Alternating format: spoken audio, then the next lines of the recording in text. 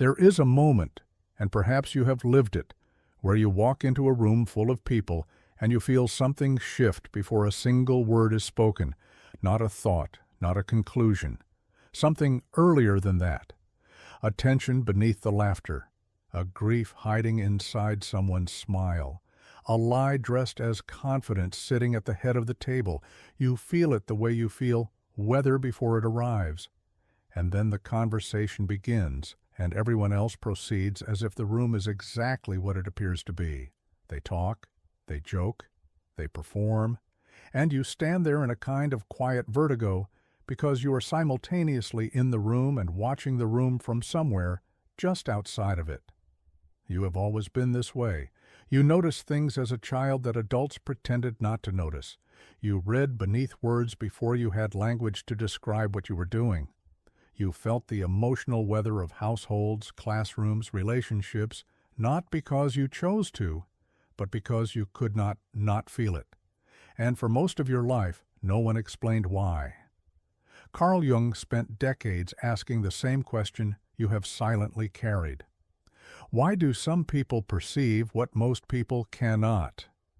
Why do certain individuals seem to operate on a frequency that picks up signals invisible to the average person?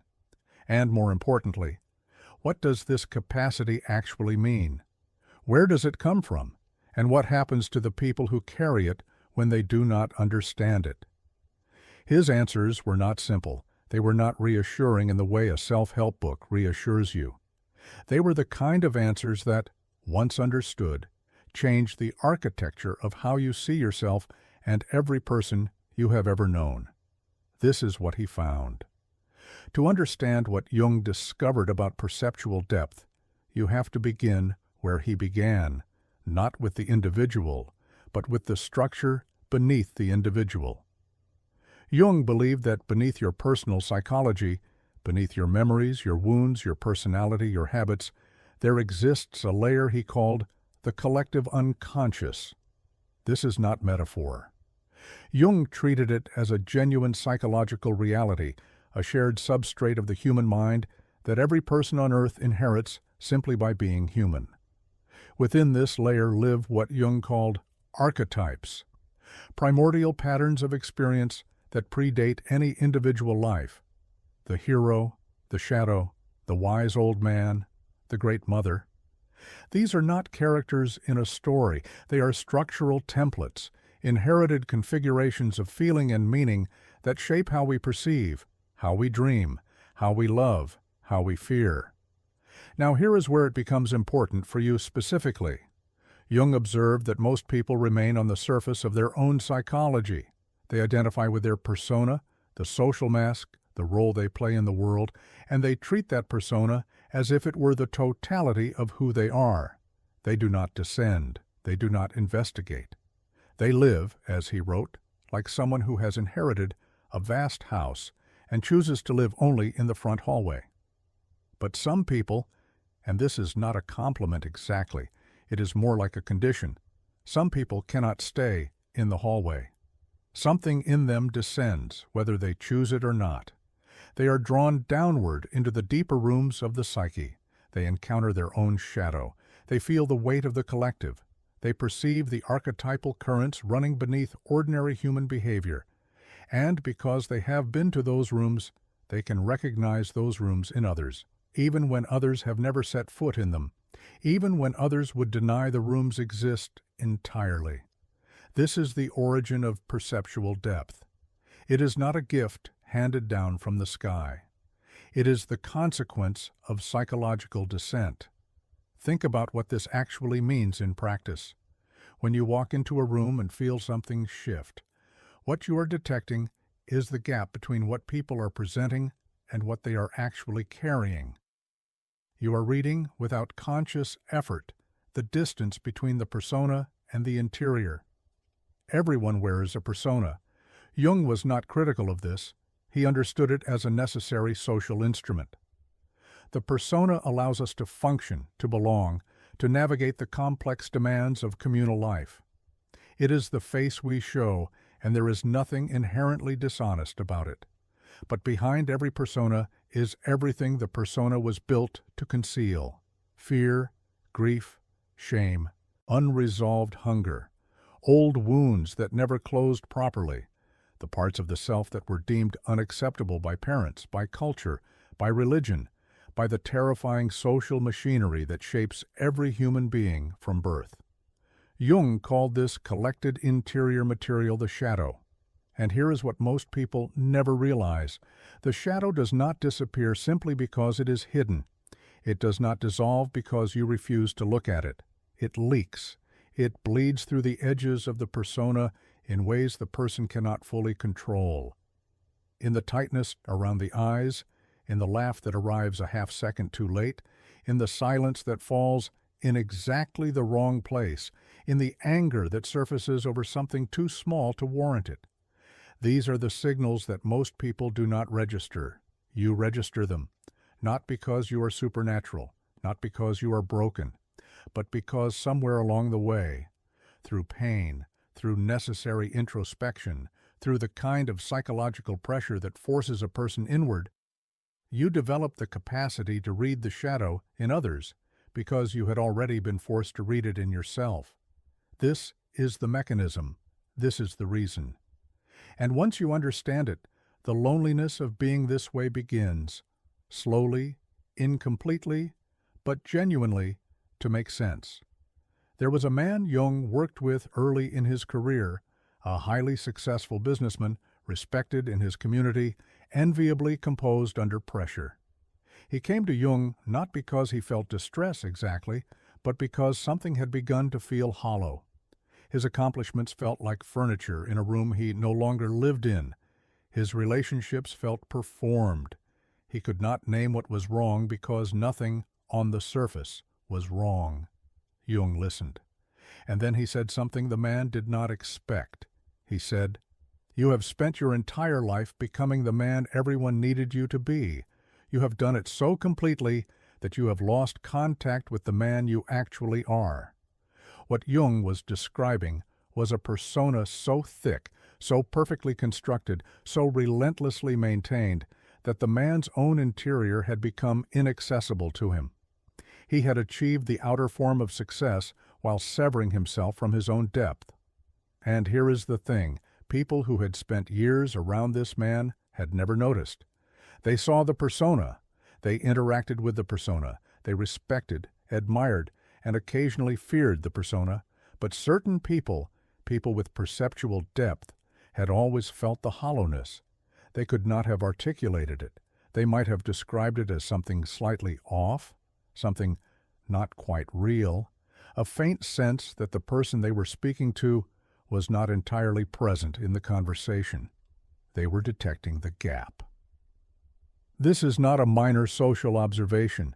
It is a fundamental form of intelligence, one that conventional measures of intelligence have never known how to account for, and which the culture at large has no category for and therefore often pathologizes.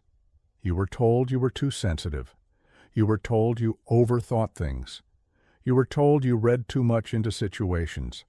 What you were actually doing was reading accurately in a world that had collectively agreed to read less carefully. Jung drew deeply from the philosopher Arthur Schopenhauer, who argued that the world we perceive, the world of objects, appearances, social forms, and everyday experience, is what he called representation, a kind of veil. Not an illusion exactly, but a surface layer. Beneath it, Schopenhauer said, runs something he called will, a blind driving force, unconscious and relentless, animating everything. For Schopenhauer, most people live entirely in the layer of representation. They take the surface for the substance. They engage with appearances as if appearances were the whole story. But some people, he argued, artists, philosophers, deeply intuitive individuals, develop the capacity to see through the veil, to sense the will operating beneath the surface of things. Jung recognized this philosophical insight as a psychological reality. He had seen it in his patients. He had lived it in his own relentless self-examination, documented in extraordinary detail in his Red Book. that strange, visionary record of his own descent into the unconscious. Jung had voluntarily done what most people spend their lives avoiding.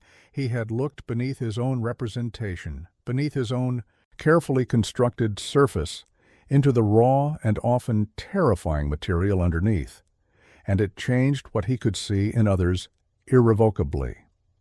This is the pattern. The philosopher Nietzsche, who haunted Jung throughout his life, described it differently, but pointed to the same reality.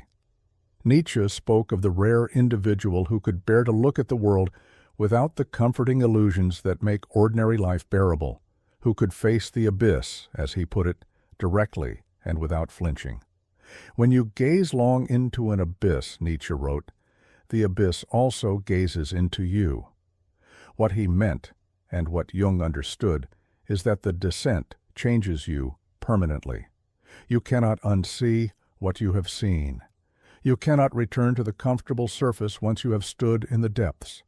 And because you have stood there, you will forever be able to recognize in others the signs of those depths, whether they have been there willingly or whether they carry the weight of them entirely unexamined. This is your situation exactly. Now pause here and consider the cost of this. Because perceptual depth is not comfortable, it is not a superpower in the cinematic sense. It is a form of perception that carries enormous psychological weight, and if you have lived with it long enough, you already know this intimately. You know what it means to sit across from someone who is lying not maliciously but desperately, lying because they cannot face the truth about themselves, and to feel the weight of that lie pressing against you while they smile and tell you everything is fine. You know what it means to love someone and to see with terrible clarity the wound they are operating from, the wound they do not even know they have, and to watch them enact it again and again in ways they are entirely convinced are reasonable and justified. You know what it means to be in a group where a collective delusion is being maintained, where everyone has agreed silently and without discussion to pretend that something damaging is not happening, and to feel the effort of maintaining that agreement in the air like a physical pressure against your chest. Most people do not feel these things, or more precisely, they feel them, but they do not have access to what they are feeling. They sense something is off, but the sensation does not rise to the level of conscious recognition. It remains below the threshold, processed somewhere in the body as vague unease, as restlessness, as the inexplicable desire to leave a room they cannot explain. In you, the threshold is different. The signal breaks the surface. Jung would say this is because your unconscious is more permeable, more open to the material that flows up from the depths. The boundary between conscious and unconscious in people with this capacity is thinner, more porous, more alive. This is why you dream differently. This is why certain music destroys you in ways it does not destroy others. This is why silence, for you, is never empty. This is why metaphor reaches you somewhere beneath language. This is why you feel other people's grief in your own body. The permeability that makes you a reader of the hidden world is the same permeability that makes you vulnerable to it. Drop a comment below right now if you have ever walked into a room and immediately known something was wrong before anyone said a word. Because what you are about to understand is going to reframe everything about that experience. Jung identified a specific psychological function that accounts for this capacity in a more precise way. In his theory of psychological types, which eventually formed the foundation of tools like the Myers-Briggs, Jung identified 4 primary functions through which human beings process reality: thinking, feeling, sensation, and intuition. Most people develop 2 of these functions strongly, what he called the superior and auxiliary functions, and allow the other 2 to remain underdeveloped, operating largely from the unconscious. The least developed function he called the inferior function, and he treated it with particular fascination because, Despite its weakness at the conscious level, it remained the most direct conduit to the unconscious. Intuition, the capacity to perceive meaning and pattern beneath appearances, to sense connections that logic has not yet confirmed, to know without being able to fully explain the knowing, is the inferior function for a significant portion of the population. For them, it operates in the dark, generating hunches and feelings that they mostly distrust and dismiss. But for the people we are discussing today, for you, intuition tends to be either the dominant or the highly developed auxiliary function, which means it operates with a level of sophistication and reliability that it does not possess in most people. Jung was careful here. He did not romanticize intuition. He observed that people who over-rely on intuition without developing the complementary functions of sensation and thinking can become unreliable, scattered, prone to perceiving pattern where there is only coincidence, prone to constructing elaborate inner narratives that feel absolutely true and are demonstrably incorrect. Intuition requires grounding. It requires discipline. It requires the individual to learn the difference between genuine signal and psychological projection. This is the central challenge and the central task for anyone who carries this kind of perceptual depth, because not everything you feel is accurate. Some of what you perceive in others is indeed a true reading of the unconscious signals they are emitting, but some of it is your own unprocessed material being projected outward, your own shadow appearing in the faces of people around you, your own old wounds being activated by situations that merely resemble but are not the original wound. Learning to tell the difference is not a simple or comfortable process. It requires precisely the kind of interior work that most people avoid. The dissent, the confrontation with the self, the willingness to sit with uncertainty long enough to let it resolve into something cleaner. But here is the paradox. The willingness to do that work is exactly what sharpens the perception. The more honestly you face your own interior, the more clearly you can read the interiors of others. The less of your own unprocessed material you are carrying, the less noise there is in the signal. Shadow integration does not just heal you, it clarifies you. Consider a woman named Elena. Elena had always known things she could not explain. As a child, she felt when her parents' marriage was deteriorating months before the arguments began. As a teenager, she sensed which of her friendships were genuine and which were performances before the betrayals arrived to confirm what she had already felt. As an adult, she moved through relationships and workplaces with an uncanny accuracy about people that others found either impressive or unsettling depending on their own relationship with depth. But Elena also suffered. She suffered because she absorbed what she perceived. She carried the emotional weight of the rooms she walked into. She became exhausted in ways she could not account for because she was not merely living her own emotional life. She was, without fully realizing it, partially living the emotional lives of everyone around her. She came to therapy not because she wanted to lose the perception. She understood dimly that it was part of her essential nature, but because she needed to learn to live inside it without being destroyed by it. What her therapist, working from a Jungian framework, helped her understand was this: the capacity to perceive what others carry does not obligate you to carry it. There is a difference between reading a room and becoming responsible for the room. There is a difference between feeling the grief in someone's smile and making that grief your personal emergency. There is a difference between perceiving depth and being swallowed by it. Jung called the process of differentiation between self and other a fundamental aspect of the psychological individuation. The more individuated you become, the more clearly defined your sense of self, the more consciously you inhabit your own psychology, the more you can perceive the interior worlds of others without losing the boundary between their interior and yours. This is not coldness. It is not detachment. It is the maturation of the gift. The Eastern philosophical traditions understood something about this that Western psychology arrived at much later. In Buddhist thought, the quality of prajna, often translated as wisdom, but more accurately described as penetrating insight, the capacity to see through surfaces to the nature of things, is considered one of the highest human faculties.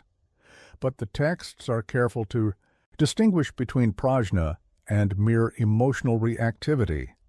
The person who feels everything deeply is not necessarily the person who sees clearly.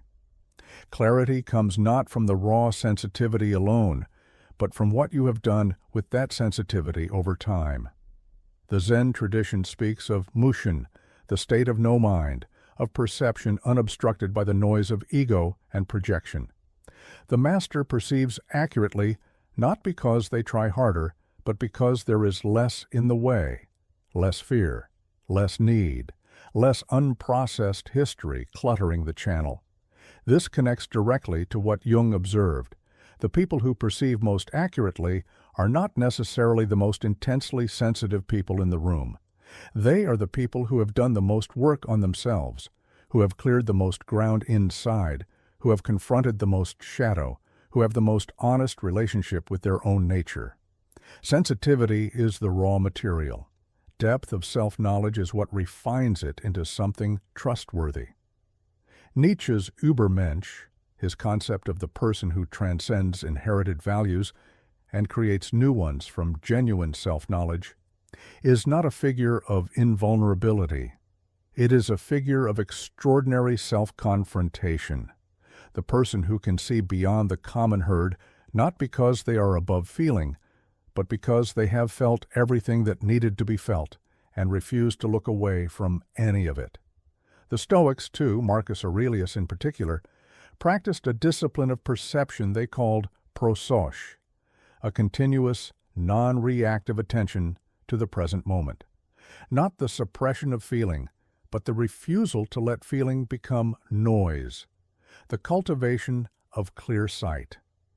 All of these traditions across cultures and centuries were pointing at the same human phenomenon, the possibility of perceiving deeply, clearly, and without distortion, and the cost it requires. But there is something Jung identified that goes beyond perception, beyond reading rooms and feeling the hidden grief in a stranger's smile, and it is perhaps the most important thing of all. He called it the function of the wounded healer. Jung borrowed this image from ancient Greek mythology. Chiron was a centaur, half man, half horse, who was accidentally wounded by a poisoned arrow. The wound would not heal.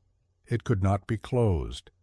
It remained open and painful for the rest of his life. But Chiron was also the greatest healer in the ancient world. He taught Achilles Asclepius, the god of medicine himself, and dozens of other heroes the arts of healing and warfare and wisdom. He became, paradoxically, more capable of healing others precisely because he carried a wound that would not close. Jung saw this as a fundamental truth about psychological depth.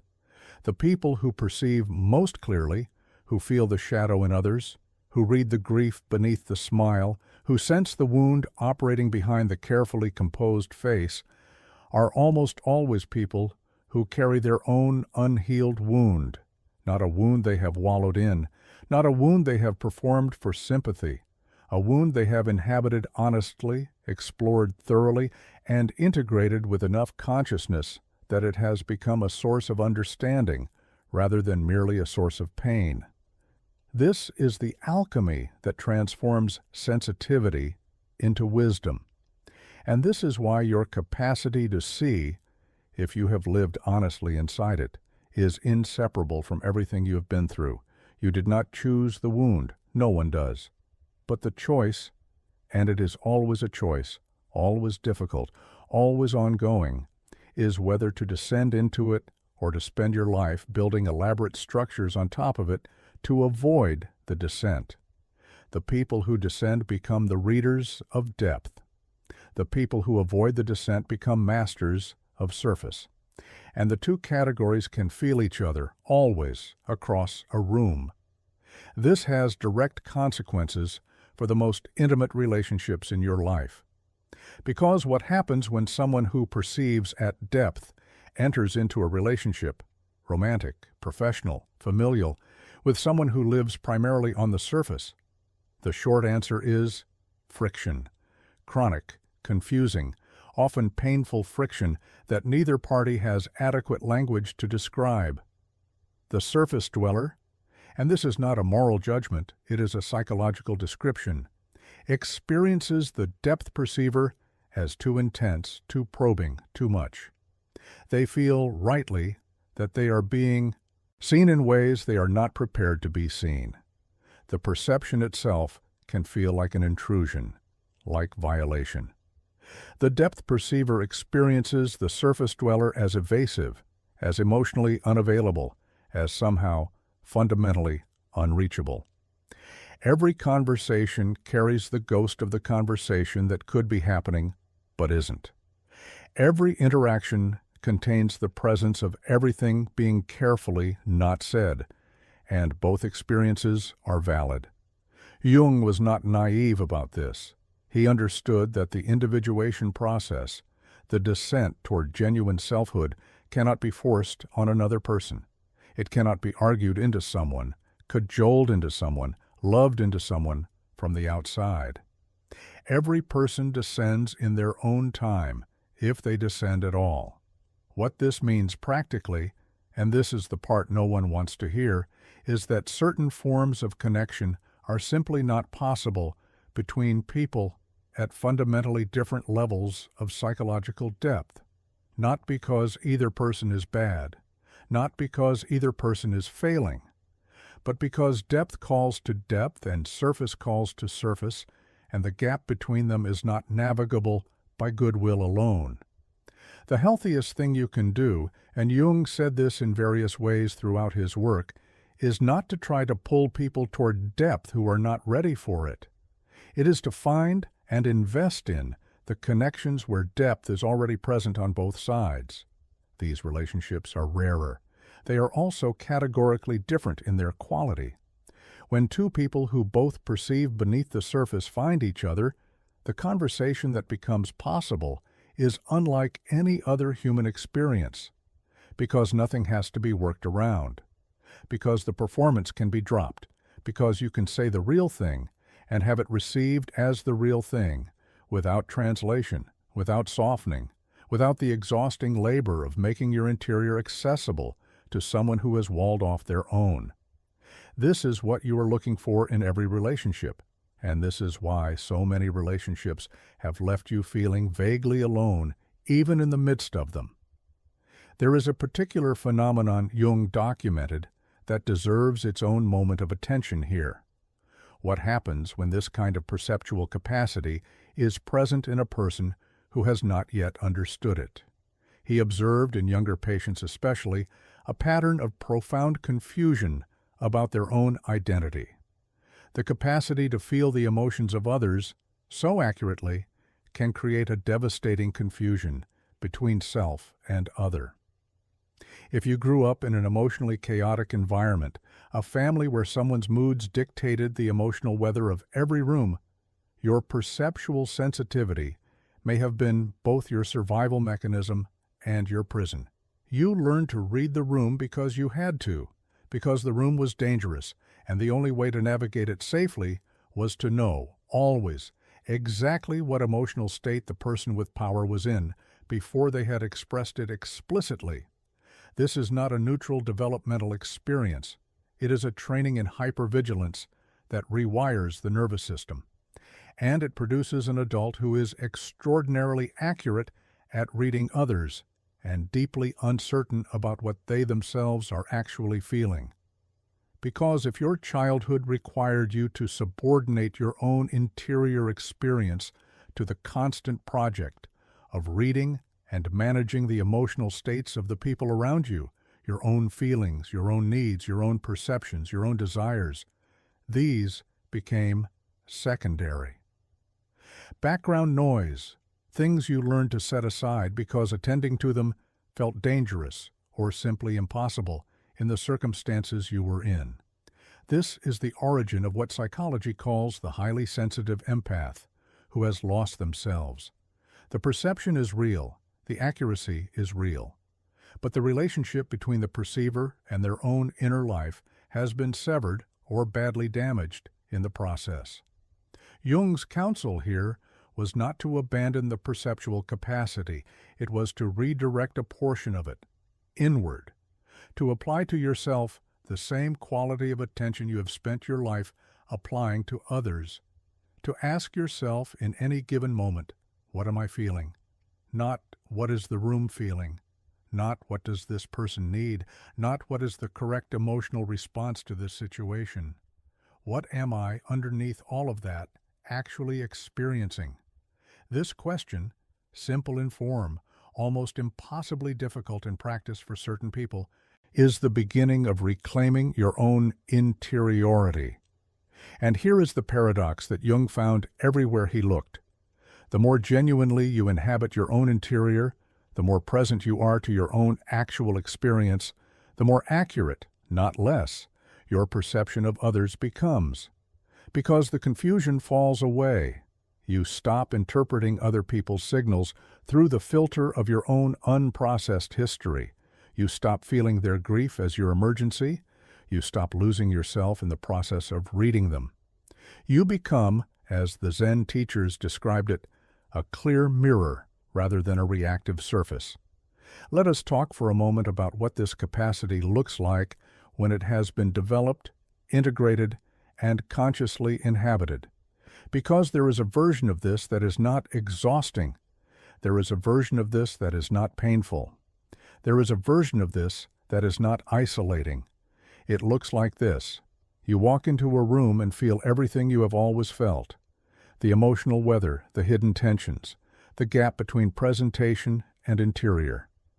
But instead of being swept into it, you observe it from a grounded place. It informs you. It does not destabilize you. You speak to someone and feel accurately the wound they are operating from. But you do not try to heal it. You do not feel responsible for it. You meet them where they are with a quality of presence that is rare, genuine attention, genuine curiosity, genuine care, without losing yourself in the process. You sit with someone in their grief, and you can be fully there, fully present, fully feeling, without making their grief about you or making yourself responsible for resolving it. You disagree with someone, and you can feel, without resentment, that they are operating from fear or defensiveness or an old wound. And you can hold this with compassion rather than contempt, without abandoning your own position. This is psychological maturity in someone of your nature. And it is not achieved by becoming less sensitive. It is achieved by becoming more fully yourself. The sensitivity does not diminish.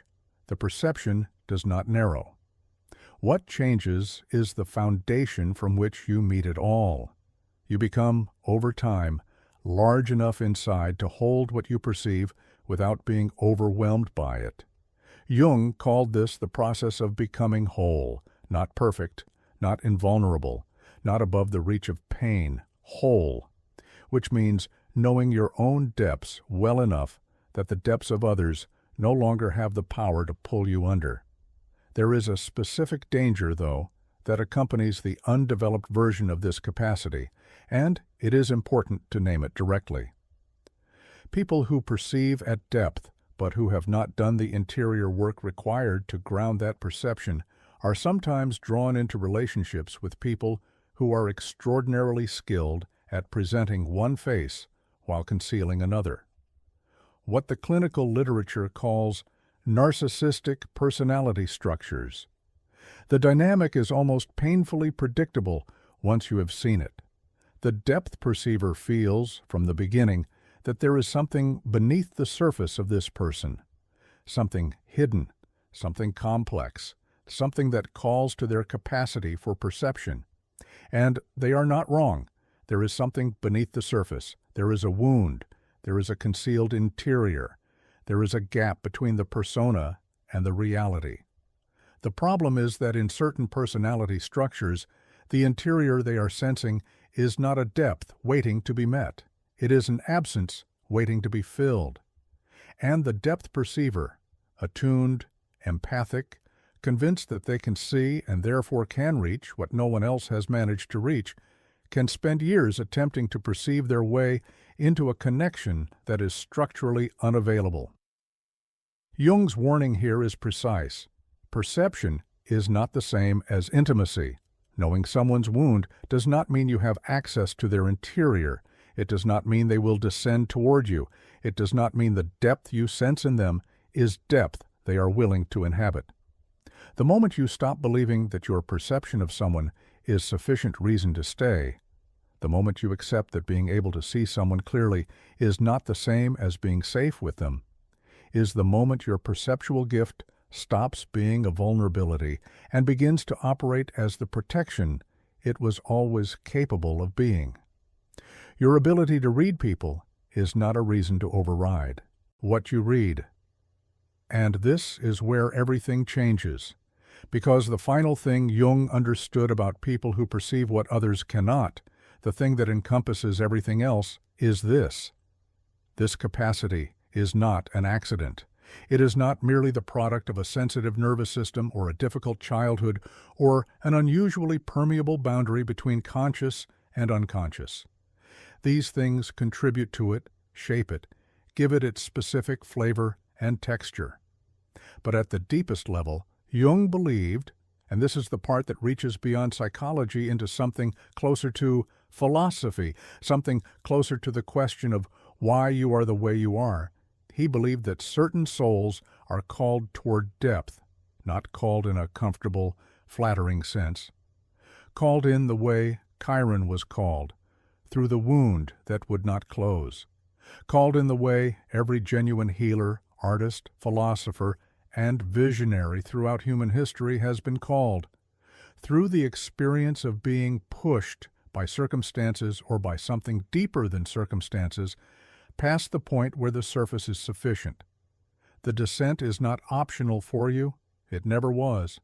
And the perception that has always distinguished you, the thing that made you strange to others as a child, the thing that has made you both invaluable and difficult in your relationships, the thing that has made the world feel simultaneously richer and heavier than it seems to for other people.